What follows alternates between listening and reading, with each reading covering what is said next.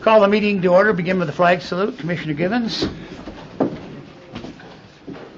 I pledge allegiance to the flag of the United States of America and to the republic for which it stands, one nation, under God, indivisible, with liberty and justice for all.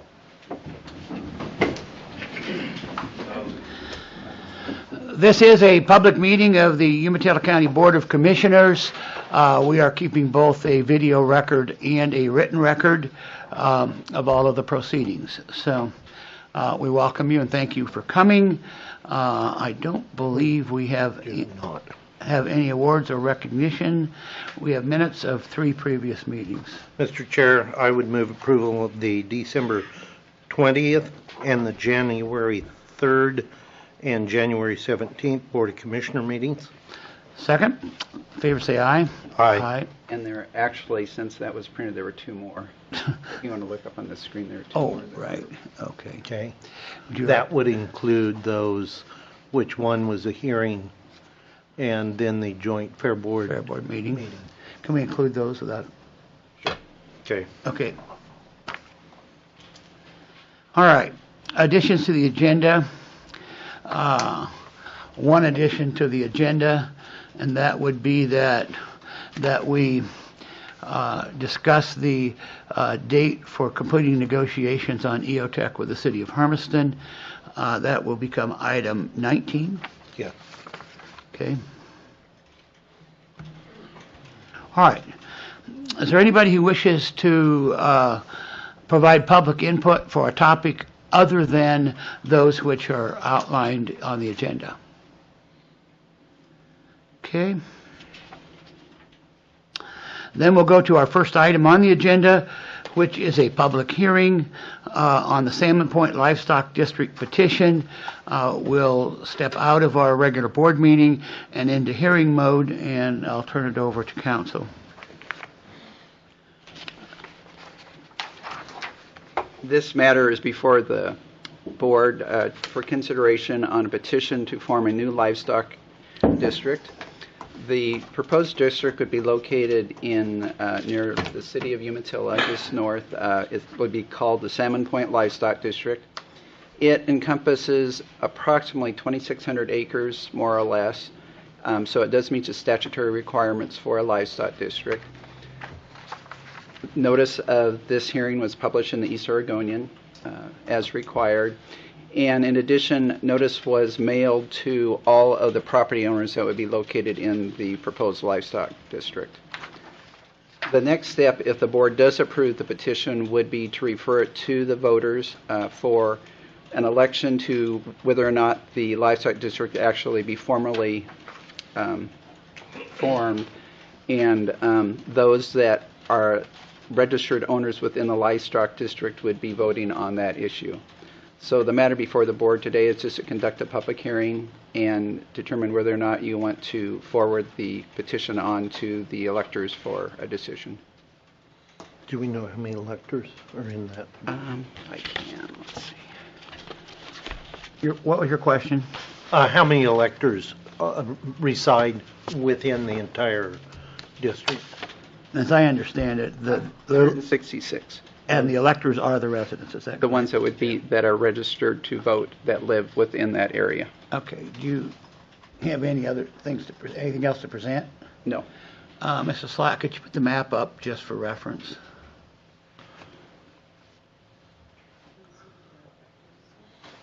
Yeah.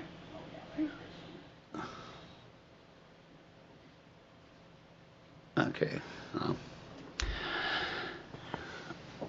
And it doesn't show very well, but on the west end, the south half of the one section is also included. There is a very faint green line there, but it is not filled in. Way over to the left. Yeah, way over to the left. Oh. Right below the red. Yeah. There is a slight. Right. Oh, you were green there. Line. Yeah, halfway down. So that would also be included in the district. Right There. down a little bit farther. There. It's in there. Oh, I see. There. Yeah, Okay. right there. That bottom part. And then this is an overlap of tax lot maps, so the lines that you see there are tax lot boundaries. The red is the... That's City of Umatilla.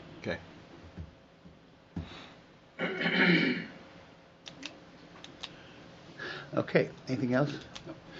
Anyone who wishes to speak in favor of this action? Okay, please come to the podium and identify who you are and your address. That's what I thought.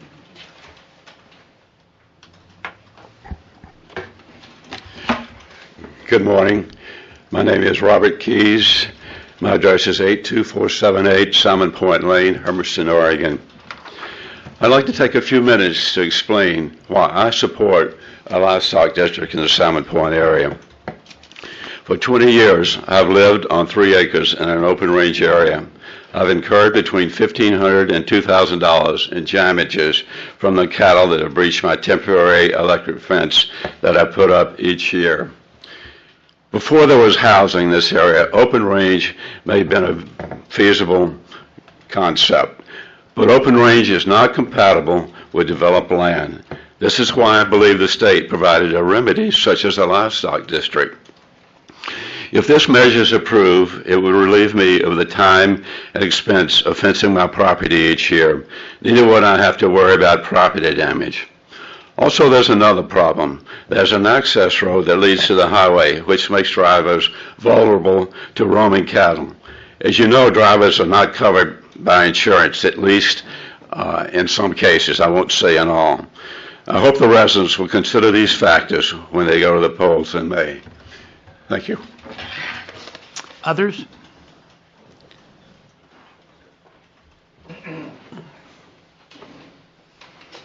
Good morning, Commissioner Murdoch, Commissioner Givens. Good to see you this morning. I'm Jer Pratton. I live at 33886 Riverview Drive, and that's in the area not located at Salmon Point, but in the Hat Rock Tracks area, actually.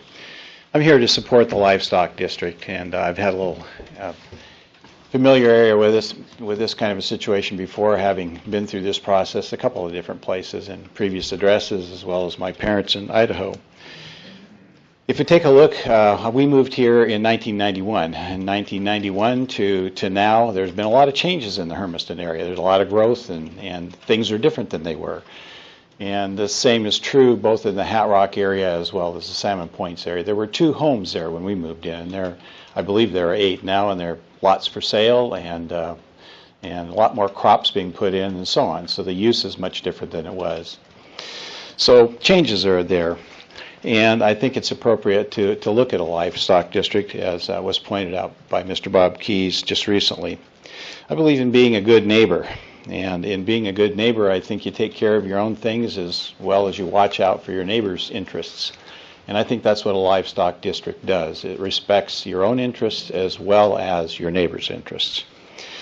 One property owner in that area already does graze livestock, but has apparently fenced their area, and so that they're able to be compatible by taking care of their needs and their necessities. I'm certainly all for agriculture and livestock. I have no problem about that. It's the name of the game in our area, so I'm certainly in favor of that. But I also believe in being a responsible owner, and I think fencing is a good idea. In the Hat Rock Tracks, it was established in 1946, and though we are in the area, we really haven't had as much problem as the folks over in Salmon Point. It's a different ball game, but I do remember moving there, and one of the first years that we were there, we did have cattle come into our area, and it did create some damage to our property. So that was taken care of, but it remains that we still don't have fencing to prevent that sort of thing. I guess another question I would be having too, as Bob pointed out just previously, is they have an access road, but that access road comes off of Highway 730, and much of that area is not fenced. I guess my question would be, what if cattle roam on Highway 730, which is a highly used area? The traffic on Highway 730 is much greater than it used to be. Lots of trucks and a lot of traffic coming down Highway 730. I also believe in rights and responsibilities. It certainly is the right for people to raise cattle, and it certainly is the right to graze them and take care of their needs. I think they also have a responsibility to be cognizant of the impact that they may have on their neighbors, and that's why I support a livestock district. Thank you very much for your attention today. Anyone else?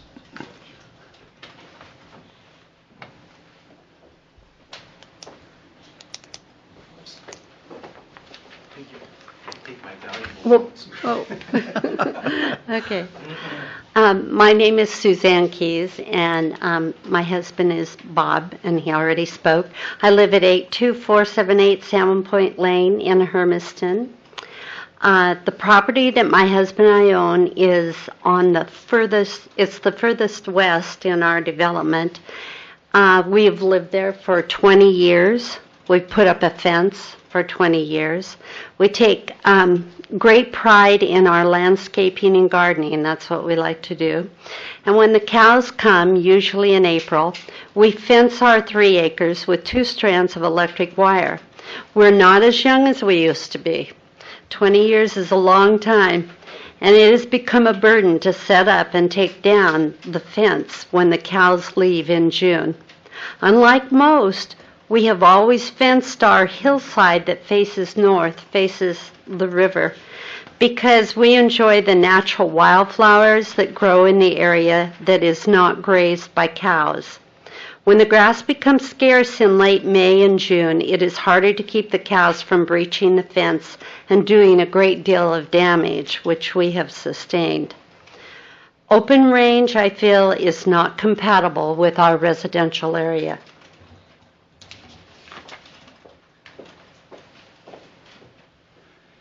Okay, anyone else who wishes to speak? Okay.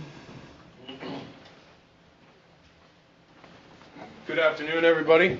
Or excuse me, good morning, everyone. My name is Jason Torres. I live at 82650 Salmon Point Lane, which is basically the point on Salmon Point Lane. I would like to start off by saying I enjoy a steak and a burger as much as anybody in this room. And Mrs. Langley she's a very nice woman. But as the previous folks who have testified stated, there's a transition now. Hermiston is growing. We have all these new businesses coming in. There's lots for sale. You can see on the south side of the road, there's currently 1 house. If you look, yes ma'am, those lots are all for sale. It is only going to happen in the next 5-10 years. There's going to be more houses up there.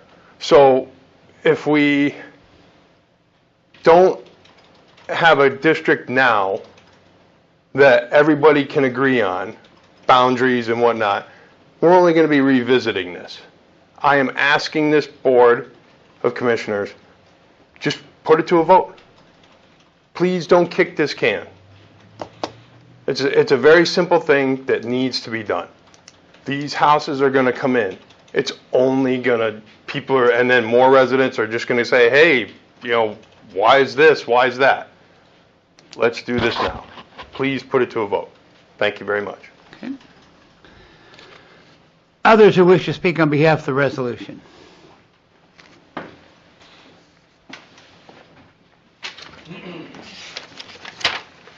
Morning. My name is Rick McAndrew, and I'm here with my wife, Jeannie. We live along Salmon Point Lane, 82637, in the Columbia Ridge subdivision. I'm really pleased that our state and counties have a process established to hear and resolve land use issues. Really am. It's a civilized manner to get through what can be an emotionally charged situation. With that said, we support the establishment of the proposed livestock district. There are 2 residential subdivisions along Salmon Point Lane, Salmon Point itself and Columbia Ridge. We built our house in 2015. We're the newest build out there, and we're the only house on the Columbia Ridge subdivision. I can honestly say at the time we thought that we knew the area was designated open range, but we kind of thought it was weird, but we were more intent on building our house and getting the landscaping in, and it was kind of a back burner issue. And so it's not like we weren't aware of it being an open range or anything like that. To us, before the land in question was sold and improved for residential development, an open range designation made sense. That's what you would do in an area like that that's not developed. However, that is no longer the case, as the residential lots in both subdivisions have been developed to provide underground power, telephone, and a paved single-lane road for access. Clearly, the long-term plan is to fill all of these residential lots with housing. This is a good thing, as it increases the revenue stream to our county with each new build, and that benefits everyone in the county. We believe homeowners and future home builders in the Salmon Point, Hat Rock area, which in effect are small villages right now, should not be subject to the open range rules of responsibility. The proposed livestock district makes sense in this case. Thank you. Anyone else? Okay. Anyone who wishes to speak in opposition? What? Oh, I'm sorry. I did have. We need to have you come up here, only because they're taping the. Oh, yes, sir. The green line, the one thing about that district is I just wanted a point of clarification. If I'm not mistaken, that is the tribe land, correct? Yeah. Yes. So they can't really be part of the district, can they? Because Yes, they can. Okay, It excellent, cool. is owned by the federal government. So Yeah, yes, sir. Oh, okay, thank you. I just wanted a clarification on that. Thank you very much for your time. Anyone else? All right, those who wish to speak in opposition. Hi, I'm Brent Smith. I'm an attorney from LeGrand. I represent Joyce Langley. There's just a couple things that I want to say about this, and then Ms. Langley will speak. There's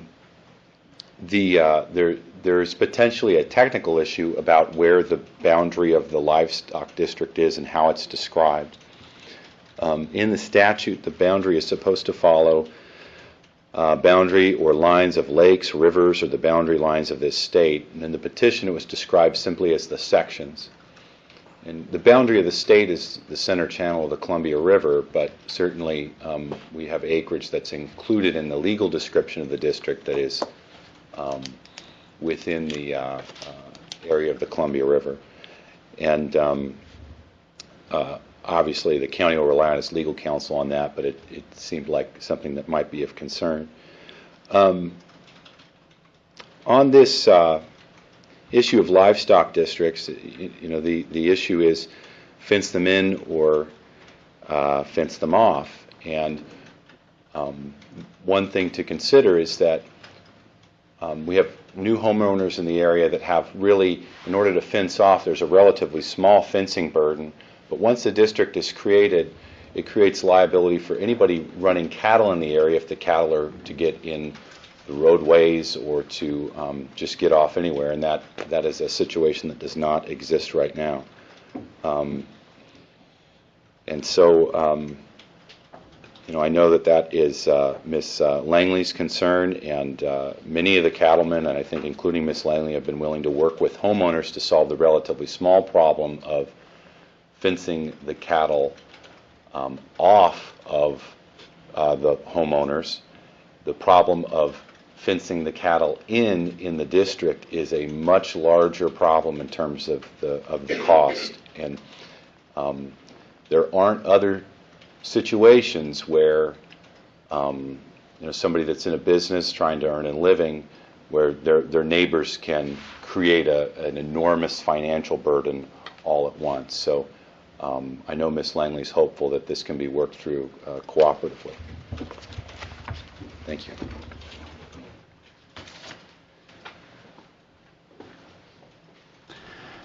Others wishing to speak in opposition?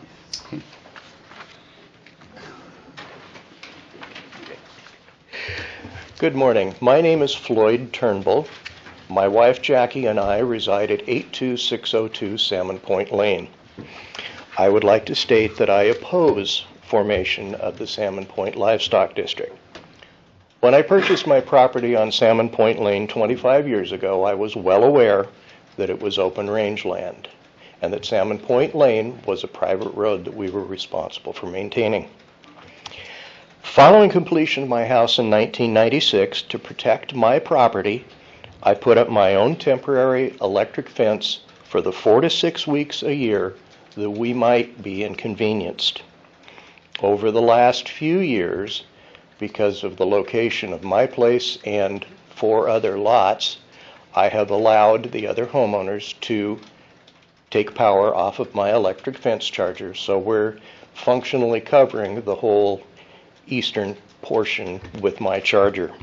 Okay.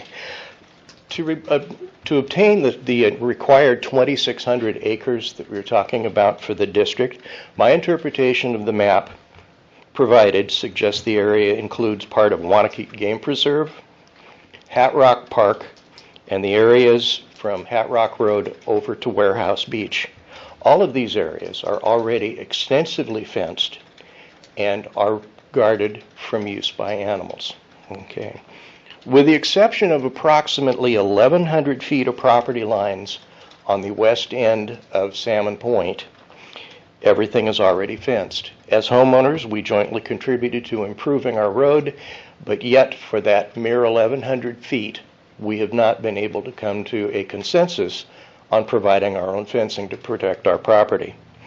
As such, I feel the formation of the district is a punitive attempt to suggest Mrs. Langley have to provide the fencing to protect our property that we have not been able to do on our own through consensus.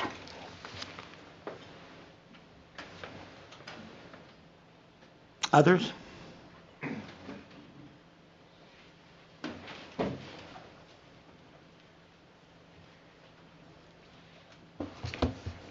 Hello. Hello. My name is Joyce Langley. I live in Umatilla at 126 Hamilton Street. I own the land out at Salmon Point Lane that is not already owned by either Mr. Hinden, who owns the rest of the lots, or any of the Hat Rock people, or Cappers Camp. And that's where I graze my cattle. When you build a fence in open range country, it isn't to keep your livestock in, it's to keep your neighbor's livestock out.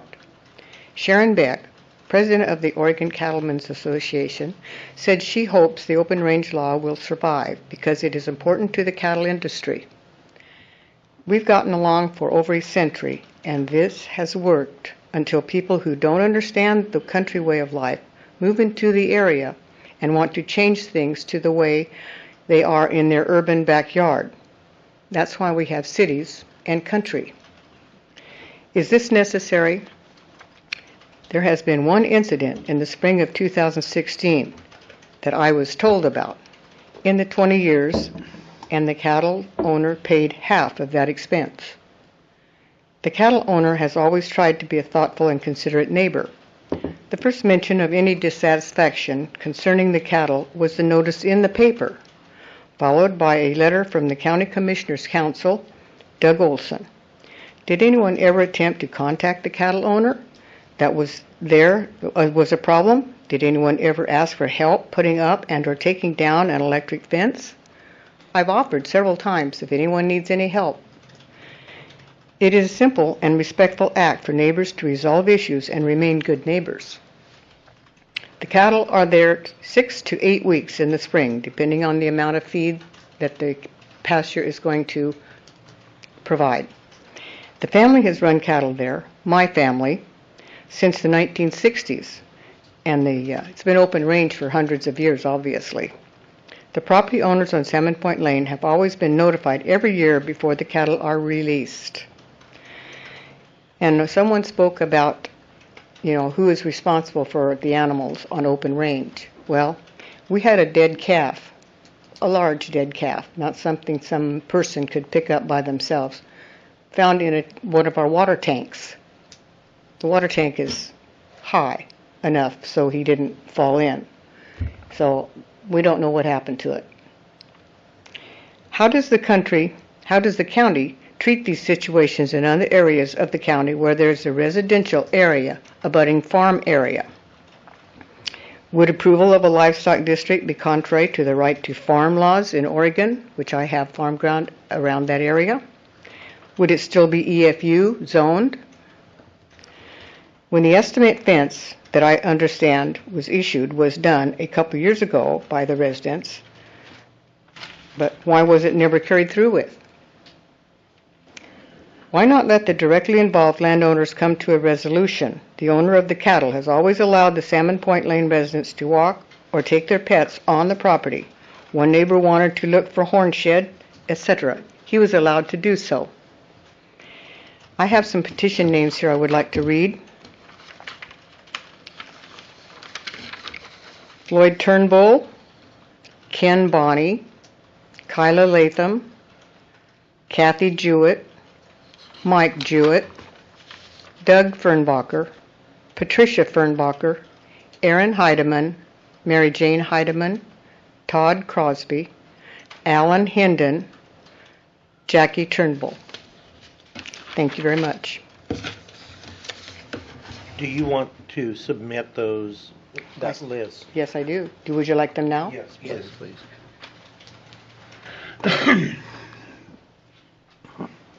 Some of us wrote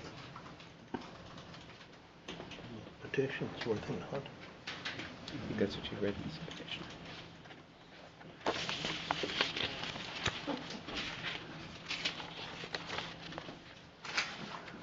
We just need the petition for the record. Actually, isn't that correct, counsel? Yes.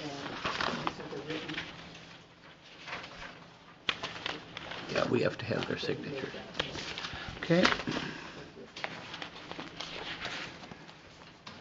When we go out of this, I will move to, while we're still in hearing, move to enter these. Mr. Chair, I would move. Hold it a minute. I believe that we have opposition.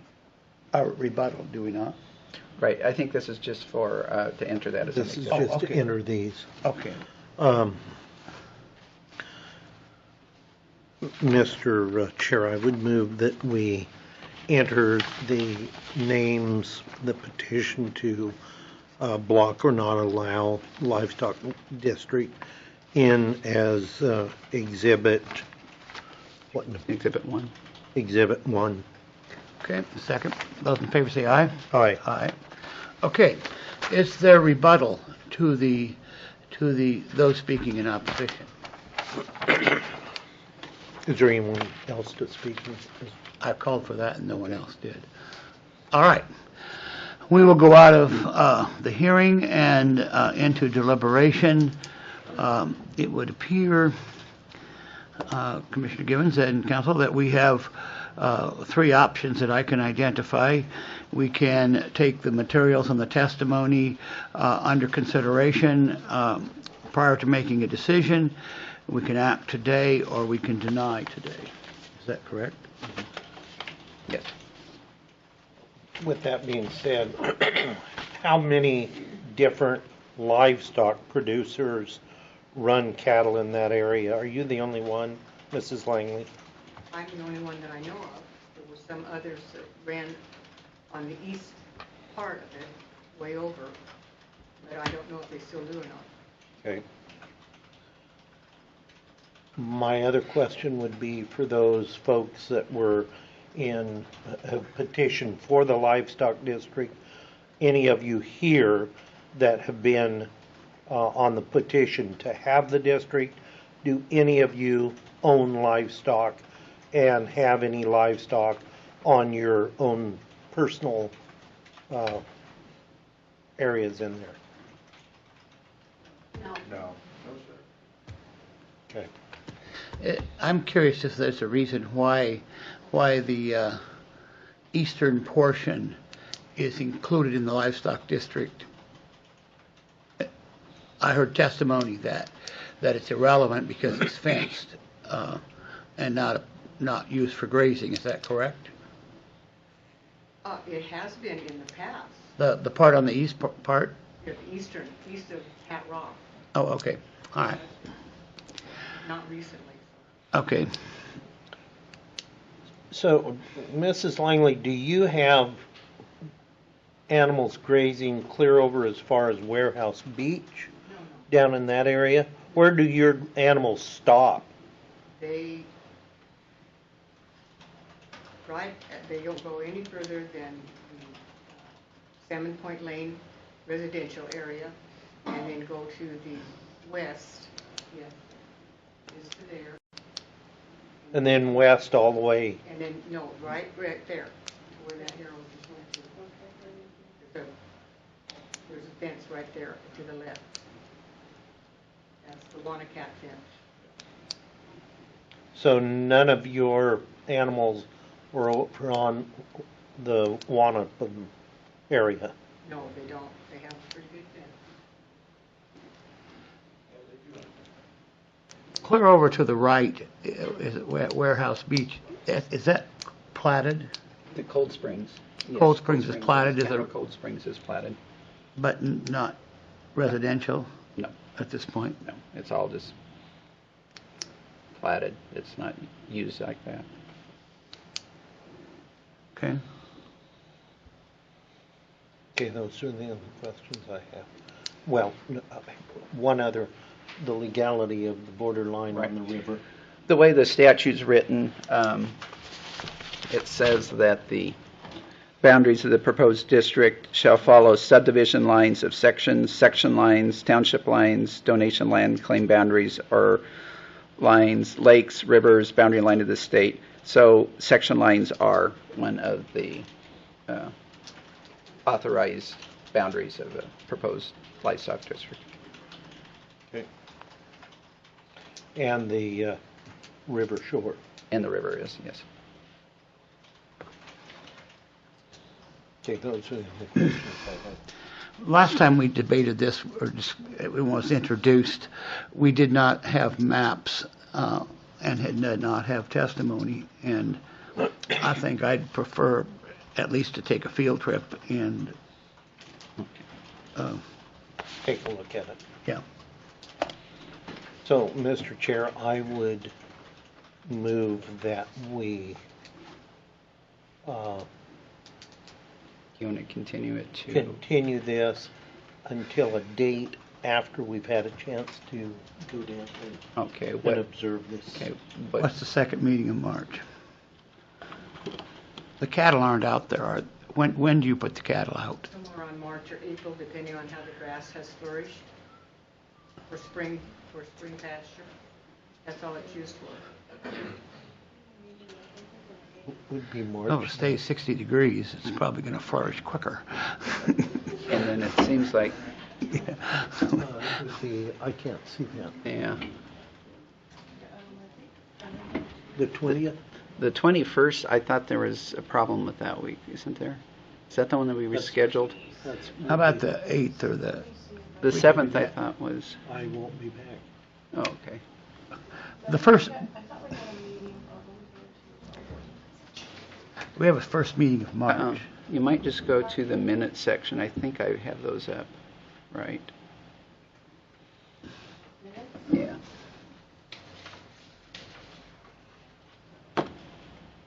March 21st. Or 8th, we could do 8th. I won't. Oh, okay, Because we'll 21st. be coming back from DC. All right, let's do 21st. Okay. Want to make a motion? Okay, Mr. Chair, I would move that we continue this hearing to March the 21st at 9 a.m. Okay, can we add to that we would make it known, at least to the residents of Salmon Point, when we're going to go there? Oh, when we're visiting there? Yeah. We can, but is that, I would it'd probably best not to. Oh, okay. All right, then we'll just go with your motion. I'll second it. Those in favor say aye. Aye. Aye. Opposed? Okay. All right. So the final decision has been postponed until March 21st. In the interim, the Board of Commissioners will visit the site. probably all three commissioners, okay? Thank you.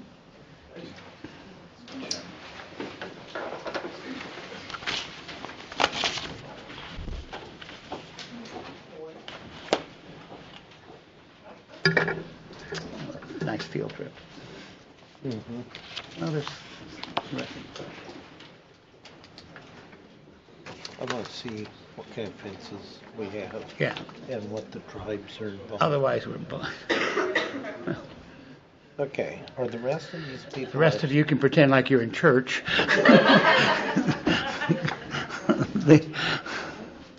All right. Item 2, tractor purchase. Yeah, that's Mark. Oh, there's Mark. I thought he was here for that. Please identify yourself. I am Mark Tanner, Facilities Manager for the county. We are in need of a tractor for the maintenance department for a lot of the jobs that we do throughout the year. We've had Tom Fellows doing a nationwide search for a used tractor. Unfortunately, the used tractor market is a little bit out of control right now. So anything that was a good deal by the time we added freight to get it here was not a good deal anymore. So Tom determined that the state price that we got from John Deere was the best option, and so that's what we're hoping to go with.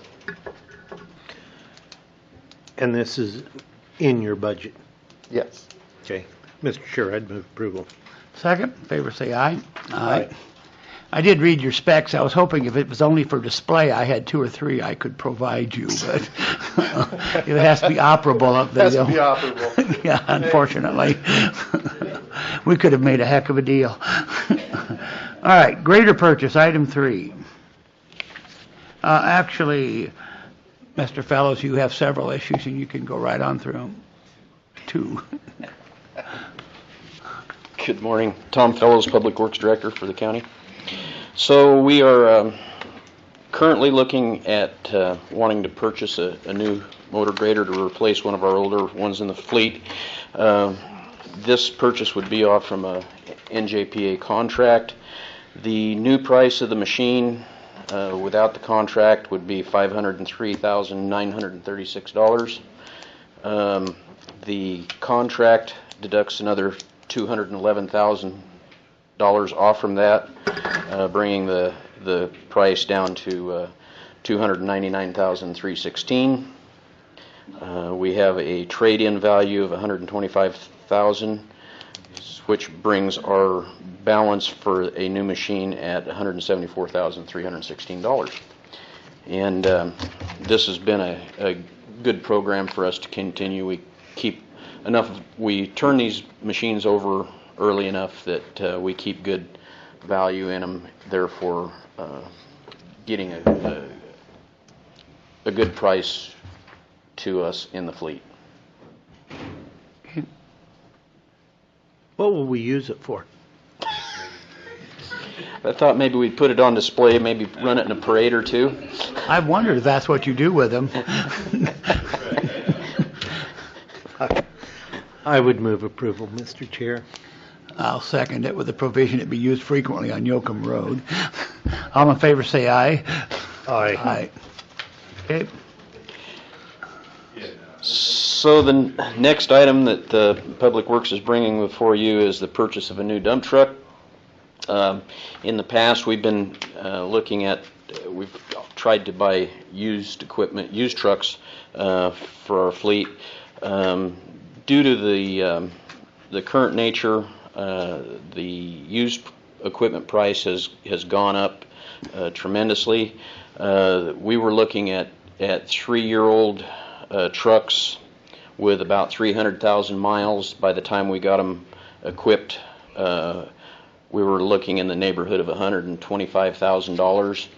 On the NJPA contract, we went out and got a quote from Woodpecker for a new truck, equipped the way we want it, and that came in at $137,997. in our estimation, buying a new truck with warranty for approximately $10,000 to $15,000 more beat having a 300,000 mile truck on the road. And this is in our budget. And it was also on our purchase list for the year. So A question I have, Tom, are we having some trouble? I know we have in the past. Are we continuing having some trouble with some of our trucks now? our fleet is aging. I'll just say that, and to the point to where we have one in the shop right now. We're having to put a transmission in, and the cost of the transmission is going to bring the isn't going to bring us any more on the value of that truck, but it's going to be it's a push. We have one other truck in our fleet that we're experiencing some engine troubles. That happens to be the one we're going to auction off to replace with this one, and an engine is in that $25,000 to $30,000 neighborhood. So yes, we're starting to experience our fleet our rainbow fleet is getting older and not serving us quite so well. Mr. Chair, I'd move approval. Second, those in favor say aye. Aye. Opposed? Okay. Thank you. Teddy? I think our weed supervisor is here to take care of the rest of it. Okay. Are you going to do both items 5 and 6? Yes. Okay. Teddy Orr, Umatilla County Weed Department Supervisor. First agenda item is the contract for chemical purchases for the county for the year. 3 bids were submitted: Crop Production Services, Wilbur Ellis, and Helena. Due to a typo or not, they misprinted. Wilbur Ellis had misprinted their bid specs. So there's proprietary products within that. They have to sell those products at the price listed by the manufacturers. They misprinted their numbers, and so we ended up having to throw that bid out. Had they put their numbers in correctly, they still would have lost to Crop Production Services by $7. So our recommendation is to go with Crop Production Services for the year. Okay, with that, Helena was even a little bit cheaper. What? So when I take the bids in, so their products come based by volume. So some will bid a quart, some will bid a gallon. So in the end, you have to calculate out to make sure all products are equal. And so the final bids with those adjusted numbers, Wilbur Ellis came in at $19,553.57. Helena come in at $19,732.21, and Crop Production Services come in at $19,633.83 after the adjusted numbers. Okay. Mr. Chair, I'd move approval. Second, those in favor say aye. Aye. Aye. And I would add, this is our yearly. We do this every year for our We do. total product for the year. So. Okay. The next agenda item I have is 3 of our board members have decided to move on. One has decided to retire. I've contacted members of the public. George Newman was interested for the Hermiston area. Amanda Schock-Snyder was interested in an at-large position. And David Spratling is interested in the Athena position. Okay. Do you have any questions? No. Okay, Mr. Chair, I would move that we appoint George Newman, Amanda Schock-Snyder, and David Spratling to fill the vacancies for our weed board. Those in favor say aye. Aye. Aye. Did that Okay. motion really include the adoption of order number? Oh, yeah, I was going Because to... Randall Montgomery would like to renew his stay on the board. So. Okay. Okay. We'll include that. Which is order number BCC 2018. Okay. We'll accept that. -011. Okay. All right. Thank you very much. Thank you. Item number 7, position reclassification, community corrections. Are you doing 7 and 8? You bet. Morning, Commissioners. Dale Primer, Director of Community Justice. So the first issue on the reclassification, if you guys are familiar with Della Beers, who runs our work crew, we have 2 classifications, work crew supervisor and work crew coordinator. For a number of years, we had both positions. The difference being the coordinator coordinated the work. They worked out the placements, they tracked the hours, they returned people to court who were non-compliant, and the supervisor, work crew supervisor, basically showed up to work, checked in with the coordinator, where am I going today, and took a crew to said place and did their work. Over the years, we have eliminated positions, we have eliminated other management level positions that took those roles on in the interim, and what we're left with is one individual, Della Beers, who is still classified in the work crew supervisor role, but has taken on all of the coordinator functions.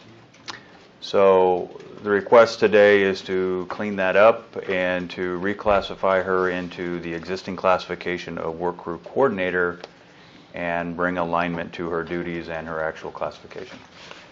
Cost is about $180 a month. It is currently budgeted and would present no difficulty that way. I've visited with Mr. Primer on this matter, so I don't have any questions. Okay. Mr. Chair, I move approval. Second, those in favor say aye. Aye. Okay. Second issue is a continuation of the conversation we have had going back to July over our grant application for the State Criminal Justice Commission Justice Reinvestment Grant. As you'll recall, we have filled one of those positions within the jail through a sheriff's office program tech. I don't remember exactly what we called it, but the second part of that was to hire an individual that could come into the jail and do psychosocial mental health evaluations, as well as do alcohol and drug evaluations. The mental health purpose being to work with those who are mentally ill and in the jail, to work with GOBI and the other mental health authorities to find proper placement for them other than the jail. For those folks who find themselves in the jail and languish there while the rest of the system works its way through the mental health processes to find proper placement. So this would put a dedicated individual in the jail to work with jail staff on that placement. The second is for those folks who are going to be releasing into the community with an identified substance abuse risk domain, to get that assessment done, to do the orientation work, to do the intake work, so when they walk out of the back of the jail, there is a front door they're walking into that is already staged and prepared to receive them, to avoid that gap between jail release and community services. We have gone out to RFP. The low bid for that comes from Community Counseling Solutions. It would take us through the end of this biennium, so through June 30 of 19, amount of $125,556. They will provide the FTE, the clinical supervision, and the oversight of the individual. And this is state funding? This is funding that has come through the Justice Reinvestment Grant. We'll have one more of these coming before you. We're going out to RFP as it relates to some treatment services for another priority for a modified version of our drug court. So that's still out there, but unrelated to this. There's been quite a bit of process go into this, For sure, yeah. and I think it's a good solution to the drug court. It'll be helpful for the jail, especially on that mental health piece. We all know that the jail has become the catch basin for the mentally ill that the community seems incapable of finding resource for, and of course it's an inappropriate place for many of the mentally ill. So having somebody there that can advocate for those folks to get the barriers to proper placement resolved, and I think it'll be helpful for us. It's nice to know that these needs are recognized and the state's providing dollars to help our counties address this? Well, the caveat to that is they give us these dollars to prevent people from going to prison. So we have to identify, priorities where people, that for whatever reason languish in their illness or languish in their addiction in the community, which leads to escalations in behaviors and has an impact on the Department of Corrections. So for us, these have been needs that we've been looking to fill for a long time, and I think there's been a fair amount of creativity that's gone into this. Now, hopefully it does what we hope it will.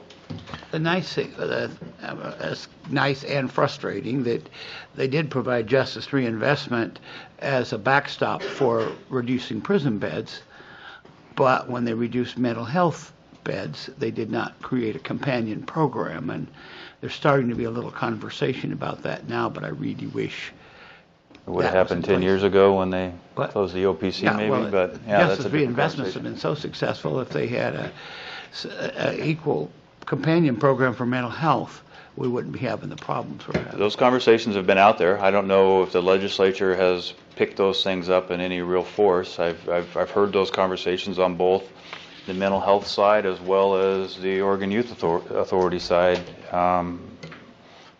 but it's what it is. I'll entertain a motion. I don't want you to try and figure this out this morning, but when you sit down and you're thinking about some of these things, I'm curious. We're spending $125,566 for this program. If we didn't have this, what would the cost be to have to house an individual in prison as opposed to these measures that keep that from happening? And that's something you have to think about. Well, the last time I heard DOC, their round number is about $92.41, if that's a round number, to house somebody in an institution bed. So, what is that? 36,500. If they were in a mental health hospital, it would be $360,000. For sure, it's about That's the current figure. $1,000 a day to have somebody in Oregon State The figure in Hospital. Salem is $360. Yeah. So, Okay. I would move approval. Second. Those in favor say aye. Aye. Aye. I Thank think you. we're going to maybe move item 9 down to the end, or we'll lose our audience. No, we'll do Year of Wellness.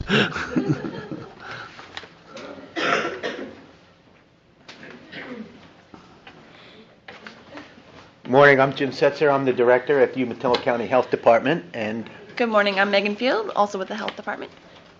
we're here to speak about the Year of Wellness. The Year of Wellness is a campaign that the Health Department is organizing as part of our efforts to make Umatilla County a place where it's easy to be healthy. And we want to focus the community attention on ways that they can change their behavior or improve their behavior, or things they can do to become healthier during the year. And we want to make this a concerted campaign. It's a messaging campaign, and it's something that we want to take place over the course of an entire year. Megan, who's doing a great job coordinating the development of this campaign, can speak a little bit more about it. Yeah, so we're aiming to get a lot of organizations and businesses on board for this campaign. The more local support we have, the more advertising and promoting we can do throughout the county. We would like to get a presence in each small town and large town here in Umatilla County. So we are conglomerating a lot of events, community things like Community Cleanup Day, Family Health and Fitness Day, big to small, so that we can participate and let people know that what you're doing is wellness related. You want to show slides? Yeah, if you'd like to bring up the slide Just that I some gave you earlier. A quick description of what this campaign will look like over the course of a year. So there's our logo that was drawn up by IMESD, By who? the Intermountain Education School District, Oh, okay. graphic designer. Megan's been very good at leveraging community partners and resources to get us in kind and pro bono support for the activities already. Yeah. So we're addressing health concerns in the CHIP and the CHAW promoting health and wellness events that are already residing and happening in the county. That is our one main goal. And encouraging countywide participation. These events should be family-friendly, free, and low cost. This include commissioners? Of course. Yeah, their staff takes roll at Club 24 every day. The key element is not everybody has to do every activity. So it's more of a menu approach to activities. The theme will change each month. Sometimes the Stop Smoking Month theme may not apply to all of us, and we'll wait for increased activities or eating healthier the next month sort of thing. So, but we'll be ready to do yoga on Main Street with you, Commissioner Givens, at your convenience. Let's move on. Exactly. Yeah, so then we've got a unique month and theme set up. It's from April to March. For example, the first quarter, April, May, June. Second quarter, July, August, September. It makes planning a lot easier on our part to gather events and try and program and promote them in a very different sense, I guess. The first half of the year is really great weather, correct? And the second half gets a little dreary. So we're going to focus our efforts directly corresponded to kind of weather, geographic ways that way.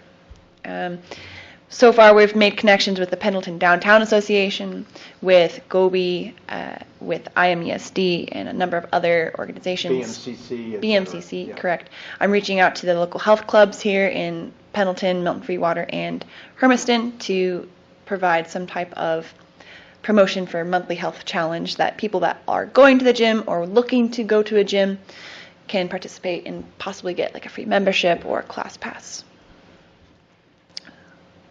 And so now it's on to you. We're asking that you announce that the April 2018 to March 2019 as Umatilla County's Year of Wellness. Your support would mean a great deal for us. They did this in Tillamook County that I'm aware of. Yeah, because they're on year 3. Residents there, and that was 2 or 3 years ago, and you still see frequent references in the Headlight Herald to their Year of Wellness. Yeah, I mean, we hope that the focus on wellness and some of the behavior changes that people can take, it's not just for that month or that year. We hope these things and a focus on wellness can be something that we can sustain within the county, you know, after the end of the year. But this is to get us going and get the attention on that for the time being. We don't need an order for that, do we? Yeah, there is one. It's a resolution. Okay. Resolution Number of whereas is BCC 2018- something or other. Okay. Mr. Chair, I would move we adopt Board Order BCC 2018-014, declaring April 2018 through March 2019 the Year of Wellness for Umatilla County. Second. Favor say aye. Aye. Aye. Go and be healthy. Thank you very much, and we'll make everyone aware of the activities as we get them going, and we'll look forward to participating together. All right. Thanks so much. See you in the gym, Mr. Murdoch. Yes, I know.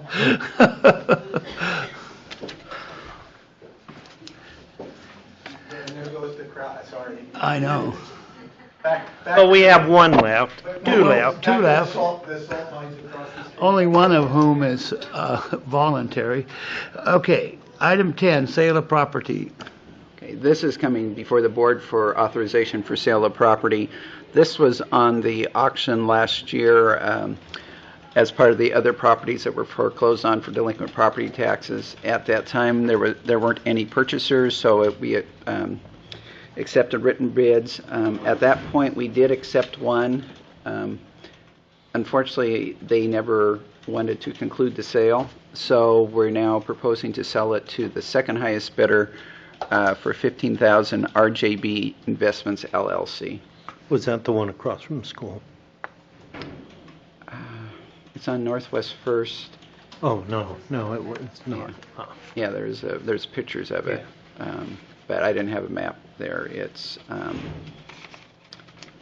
it's right by Monahan Grove and Tucker's office. Yep. Yeah, it gets better if you go down. Yeah. And then the next one, I think, is what the condition really looks like now.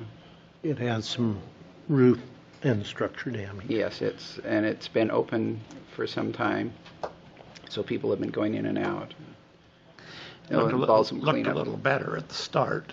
Yeah, no, Those were taken last summer, those pictures. it's really bad on the back side now. So Do you have a motion? I would move approval for order number BCC 2018-012. Second, those in favor say aye. Aye. Aye. Okay. Item, well, let us do our paperwork. Council, the reason I'm hoarding these over here is I'm going to keep them till after I talk to Terry Murray, Oh, so that you know why you aren't getting them back.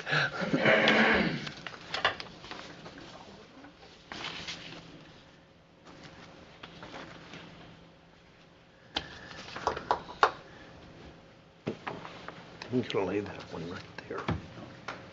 All right, item 11. this is coming before the board to authorize a contract for abatement of a dangerous building. The county went out for requests for proposals for securing the building.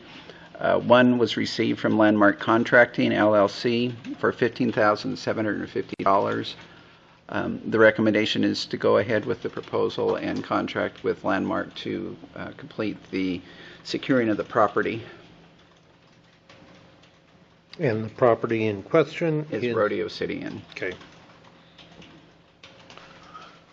Do we have any comments or questions? No, I'm anxious to see it. Okay, with that, Mr. Chair, I'd move approval. Second, those in favor say aye. Aye. Aye. Okay. Oh, Eli, did you have a question? That's why I asked if you... Oh, I'm sorry. I thought you asked me. No. Eli Stevens, Umatilla County. You just approved Landmark's bid. Before that, there was another much smaller bid, $1,000 or something, to clean up all the outside stuff. So we want to, they kind of work hand in hand. Broken toilets and things that are personal property of that building. And we originally suggested that we just clean it all up and set it inside so that his property is his property inside his building. But we do that step first. And I was anticipating including that in the contract as well. Okay. Okay. Which you can do actually with an order from Larry, can't you? Or Yeah, directly from the Larry? contract, it'll be signed by the commissioners, so yes. Right. Okay. And that'll be part of that contract. Yep. Thanks, gentlemen. Yep. Yeah. But that's just an abatement, isn't it? Yeah, they're just going to move the stuff that's outside inside. Yeah. So, Okay. yeah. All right. Building inspection. This is coming before the board for authorization for an inspection of a building for asbestos. This is in preparation for a Learn to Burn project by the city of Pendleton to maybe remove the county-owned house on Southeast Byers. Before that exercise can be completed, though, we do need to obtain a bid for the obtain how much asbestos is in the property. And the plan is once we have that, then we can see if you really want to proceed with the Learn to Burn or something else. And this is just to move forward with the inspection? That's all this is for, is just the Okay, I would inspection. move approval. Second. In favor say aye. Aye. Aye. Does the fire department do anything in terms of cleanup? That's what we'll need to find out before, that'll be part of the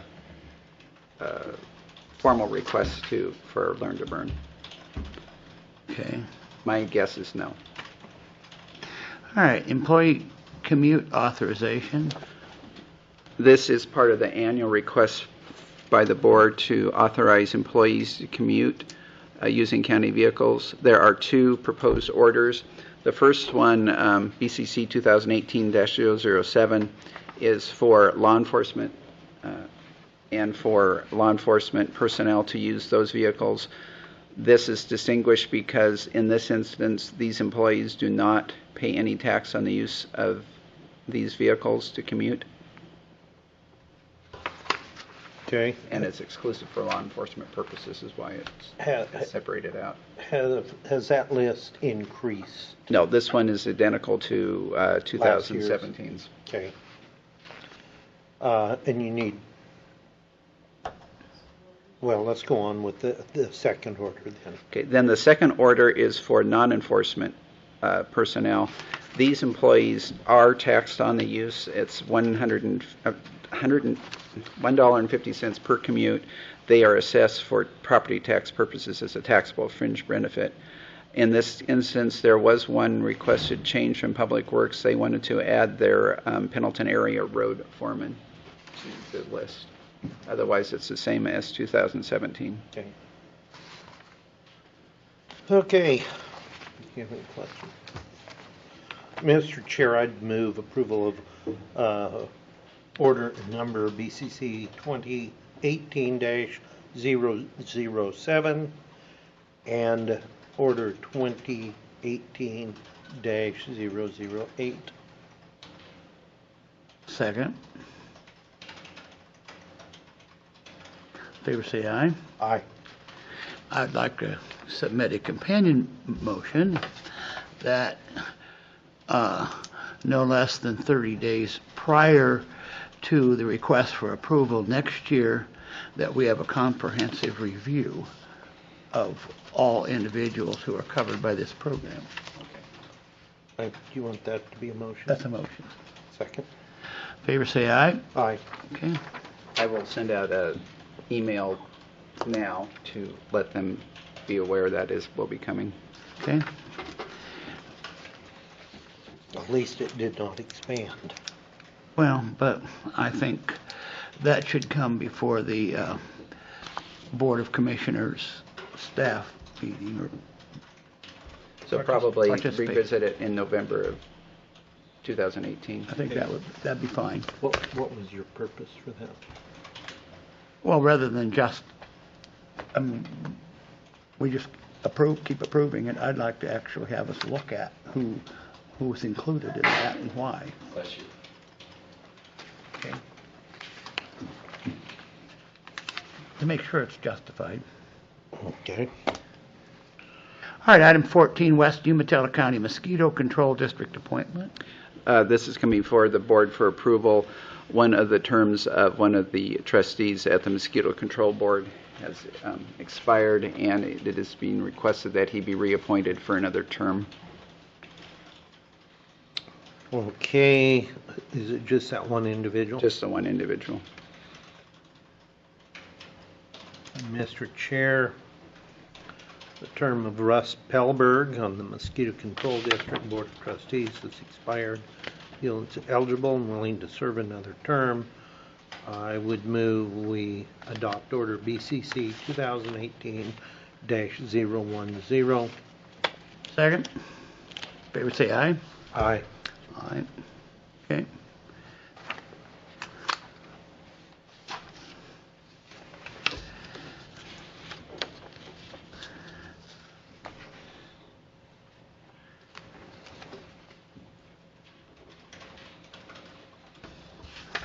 All right, item 15, Compensation Review Committee appointments. Under the Umatilla County Charter, the board is required to annually appoint a committee to review the compensation for county elected officials. The proposal is to appoint the same as last year for reviewing it for the 2018-19 fiscal year.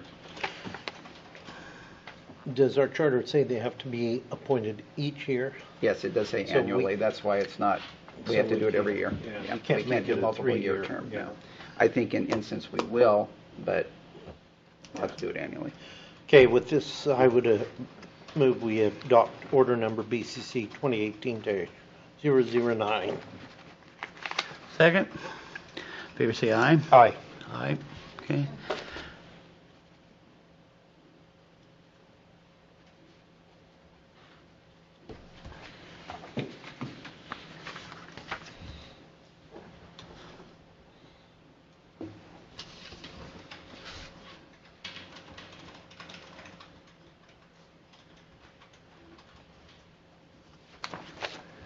Okay, item number 16, contribution payables. These are coming before the board for authorization due to the amounts. This is the annual contributions that the county has been making to these three entities for some period of time.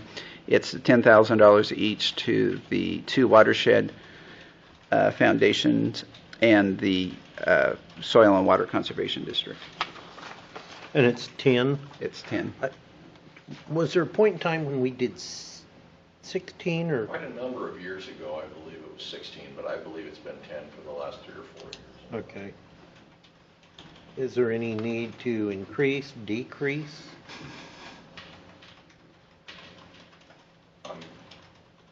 They use this for seed money. Right, so For grants. I would think that's open for your decision. Okay. I would move we adopt this as proposed. I'll second it. Second. Okay, all in favor say aye. Aye. Do we need 2 signatures? Yes.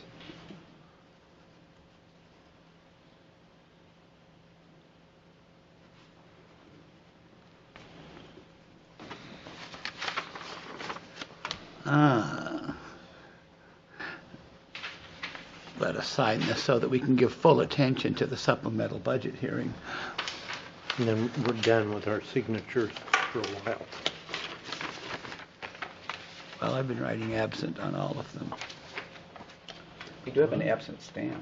We do? Oh, you're kidding me. Well, We better use it. It hasn't been used much lately. what? It hasn't been used much lately. Well, you don't have to, because I solved the problem for you on all those.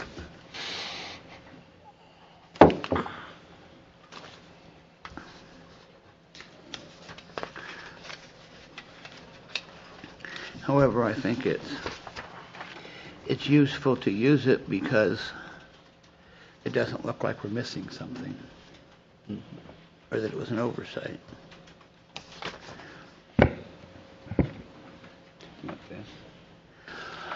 All right, we'll go into hearing mode. What's that? Oh, we'll go into hearing mode for the information regarding supplemental budgets. Good morning, Commissioners. Robert Paul, CFO. This morning there are 8 supplemental budgets and 2 transfers of appropriations that are scheduled to be considered at this meeting. I'll begin by giving you a summary. Budget Order 2018-31 is a general fund supplemental budget for the Milton Freewater Main Street building.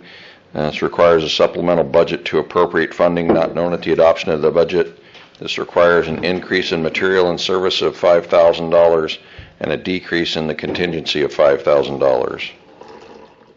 Budget Order 2018-32 General Fund for the Sam Cook Building requires a supplemental budget to appropriate funding not known at the adoption of the budget. This requires an increase in materials and service of $5,000 and a decrease in contingency of $5,000. Budget Order 2018-33 Parks. The Parks Program requires a supplemental budget to appropriate funding not known at the adoption of the budget. This requires increases in the beginning balance of $55,000, materials and services of $5,000, capital outlay of $10,000, and contingency of $40,000. Budget Order 2018-34 County School. The County School Program requires a supplemental budget to appropriate funding not known at the adoption of the budget. This requires an increase in local revenue of $30,000 and materials and services of $30,000. Budget Order 2018-35 Records Archiving. The Records Archiving Program requires a supplemental budget to appropriate funding not known at the adoption of the budget. This requires an increase in capital outlay of $25,000 and a decrease in contingency of $25,000. Budget Order 2018-36 EOTech Reserve. The EOTech Reserve Program requires a supplemental budget to appropriate funding not known at the adoption of the budget. This requires an increase in materials and services of $25,000 and a decrease in contingency of $25,000. Budget Order 2018-37 Special Projects NAFA. The Special Projects NAFA program requires a supplemental budget to appropriate funding not known at the adoption of the budget. This requires increases in beginning cash balance of $5,537 and an increase in materials and services of $5,537. And Budget Order 2018-38, Human Services, Service Element 80, Gambling Prevention, requires a supplemental budget to appropriate funding not known at the adoption of the budget. This requires an increase in local revenue of $19,000 and an increase in personnel services of $19,000. Those are the supplemental budgets up for consideration. I only had one question. The $55,000 for the roads, where'd that come from? $55,000 for parks. I'm sorry. Actually, their cash carry forward into the year was $55,000 more than they budgeted. Okay. And Tom wished to allocate those funds. He put most of it into contingency, but he had some plans for additional materials and services and capital outlay. Okay. I think there's a equipment shed they needed. Yes, I believe they are building a shed. Okay. Is there any questions or comments from the audience? We are in hearing mode. There being none, I will close the hearing and move on toward action. Okay, Mr. Chair, I would move approval of Budget Order 2018-31. Second, those in favor say aye. Aye. Aye. Mr. Chair, I'd move approval of Budget Order 2018-32. Second, those in favor say aye. Aye. Aye. Mr. Chair, I would approve Budget Order number 2018-33. Second, those in favor say aye. Aye. Mr. Chair, I would move approval of Budget Order 2018-34. Second, those in favor say aye. Aye. Aye. Mr. Chair, I would move approval of Budget Order 2018-35. Second, those in favor say aye. Aye. Mr. Chair, I would move approval of Budget Order 2018-36. Second, those in favor say aye. Aye. I would move approval of Budget Order 2018-37. Second, those in favor say aye. Aye. Okay. And I would move approval of Budget Order 2018-38. Second, those in favor say aye. Aye. And Mr. Chair, we have come to the end of our supplemental budget.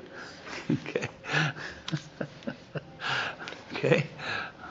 All right. Commissioners, What else do you have, Mr. Commissioners, also there are two appropriation transfers required. Budget Order 2018-39 for the Dispatch Reserve requires transfer of appropriations to appropriate funding not known at the adoption of the budget. This requires an increase in materials and services of $9,235 and a decrease in capital outlay of $9,235. And also Budget Order 2018-40 for Facility Improvement Courthouse. This requires a transfer of appropriations to appropriate funding not known at the adoption of the budget.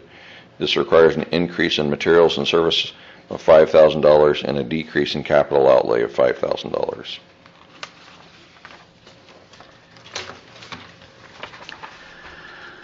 Action.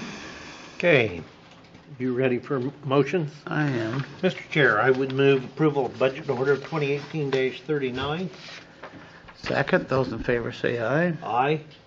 And I would move approval of Budget Order 2018-40. Second, those in favor say aye. Aye. Aye. All right. Is that it, Mr. Paul? That's all I have for supplemental budgets and transfers. Thank you. Okay. We'll move to item number 19, which is a proposal to delay the negotiations and final decision on EOTech until March 12th. Mr. Chair, I would so move. March 12th or March 15th? I said March 12th because that's the date of the city council meeting. Oh, okay. Purpose of the motion is to permit Commissioner Givens time to deal with funding requirements for a fair building that's part of the negotiations. So, those in favor say aye. Aye. Aye. Okay, thank you. Anything else? Don't have anything. Any comments? Yes. I want to report about the meeting with Oregon Water, the phone conference with Oregon Water Resources, which ended up Water Resources asking counties to support a budget proposal for their policy option package of $1,300,000. We chose the group yesterday, which included 3 irrigation districts, Loudon Irrigation, Hudson Bay and Walla Walla River Irrigation District. They were willing to support the department's request, and they'd like the county to also. We don't know what that support will look like, whether it means going down testifying or sending a letter.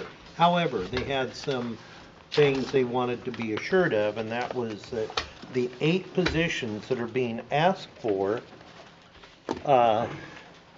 they kept telling us that the influence, the importance was the Walla Walla subbasin, but there was no indication that's where those majority of those 8 positions, which are hydrologists, hydrotechs,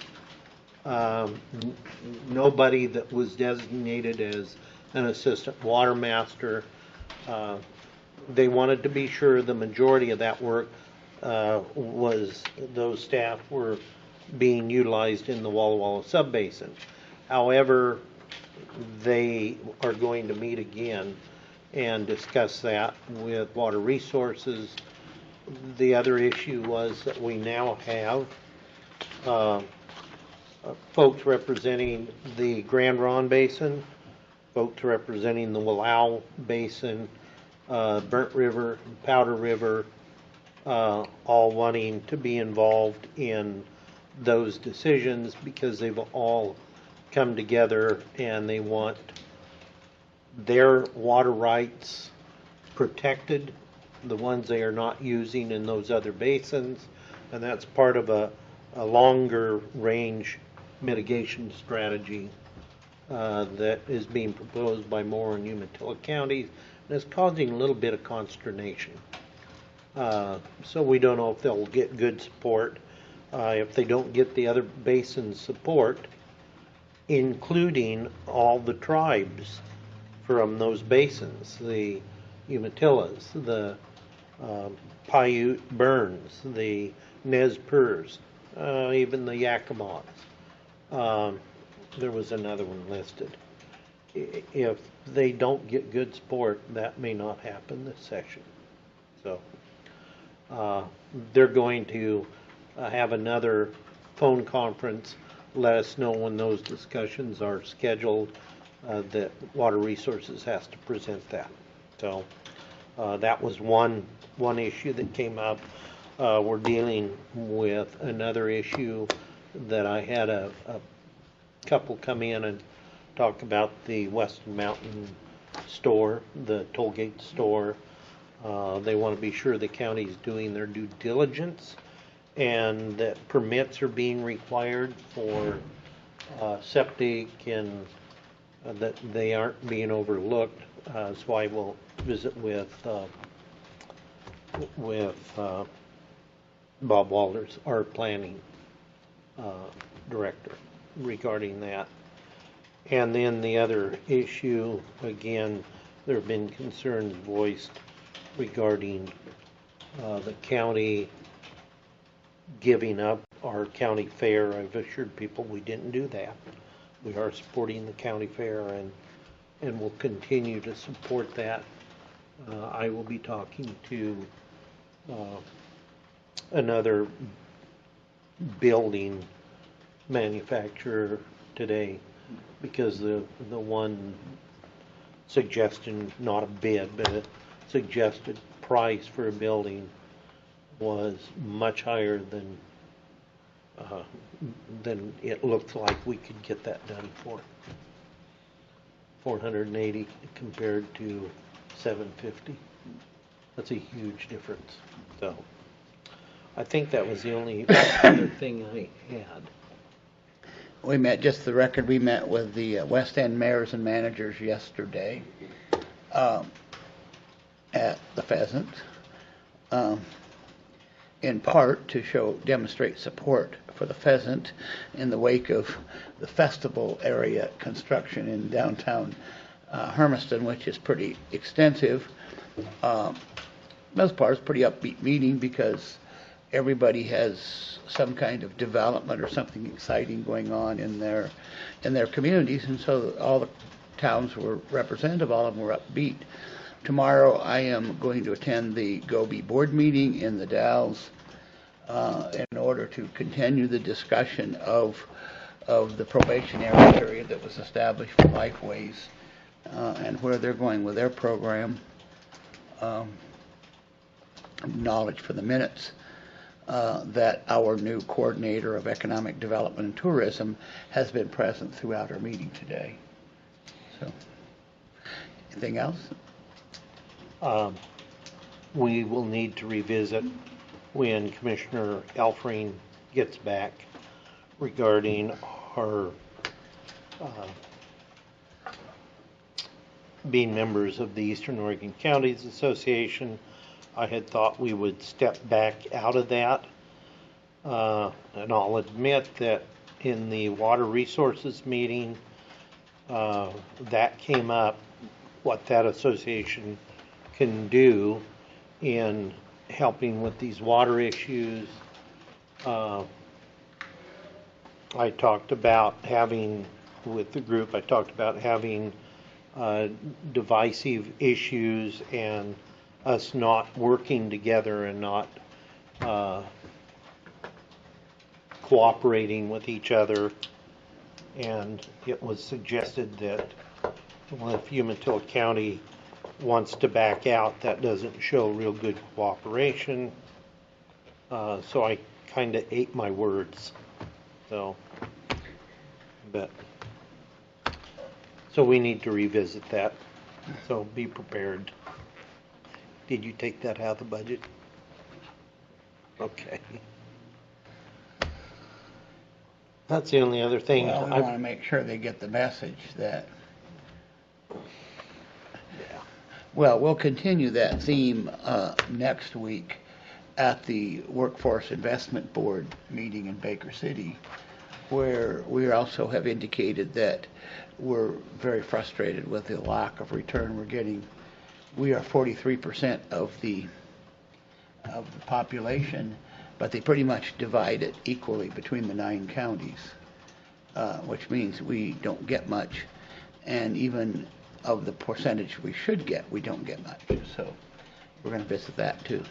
There is a feeling, and Gail, you'll be interested in hearing this. There's a feeling with our eastern neighbors that Umatilla and Morrow counties are getting a much larger share of economic development when it's comparing to the other counties. And what they forget to bring out is that Morrow and Umatilla counties have a much larger population base than those other counties do. And we sit at a hub of 2 freeways, 2 ports, and huge rail facilities. And that's not what the other counties have access to. So naturally, we do have more economic growth, but they still feel there's a imbalance there. Should we be turning it away?